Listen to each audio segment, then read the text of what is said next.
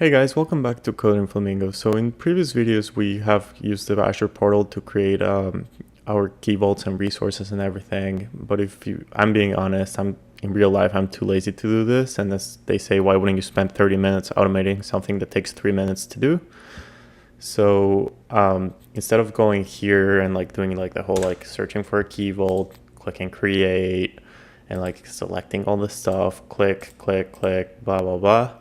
Instead, I either have PowerShell scripts for one-off creations and Pulumi projects for the whole infrastructure. So make sure you subscribe to check out the videos where I use Pulumi and everything to create the whole infrastructure, or don't. Who am I to tell you what to do? But today I'm going to show you how to do it the hacker way, aka using command line. So first of all, we got to make sure you have those hacker callers. So dark, I use VS Code just because it's dark and it's the default.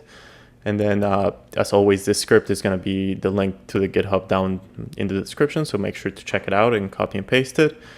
And let's get into it. So the cool thing about this is you do it once, and you might set certain things, or certain network policies or something that you might do for all key vaults. And so you spent once setting it up, and then after that, it literally just press change the names here. Or if you're feeling adventurous, you can change this to parameters. And you just call the script and call it a day. So it takes 2 seconds instead of 5 minutes. So first, and here, since we're not doing it with parameters, we set the key vault name, location, and resource group. And I created here also, if the resource group doesn't exist, create a resource group.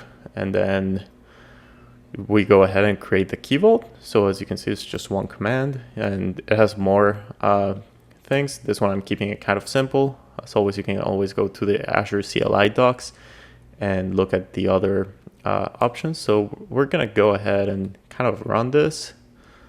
I already logged in, so I'm going to skip that part, and I'm just going to do F8. And in the background, it's going and creating the key vault. And there we have it. In a question of seconds, we have now our new key vault. It has all this information, and it added myself. So Azure CLI adds the person creating the key vault with all the parameters. So in here you can see my object ID and all the access policies that you want. But if you want to add other people or service principals or something, you can do with, I added some for UPN. So you just enter the UPN here and run it, and it uses the same key vault name that we created above. So less copy pasting. Or if you want to do object ID, you can do object ID, and you can always add kind of scripts also to get the object IDs. And then, for example, secrets. If I want to set up a secret, we're going to name the secret. We're just going to call it my first.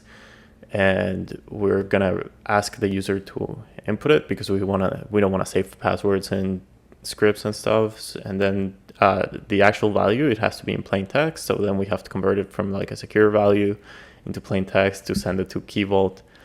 And then we're going to do the get secret. So we're just going to run this. So once again, select everything and do F8. We have to enter the key vault name. The secret value. And as you can see, I put value H. So that's my password. And it created it. So if I want to get the secret for something else, let's say I'm writing a script or something that has to pull from Key Vault, I just run this. And they'll get the secret, and you can pass it as an object and get the value. And that's how you create Azure Key Vaults through Azure CLI. Thank you for watching, and I'll see you in the next one.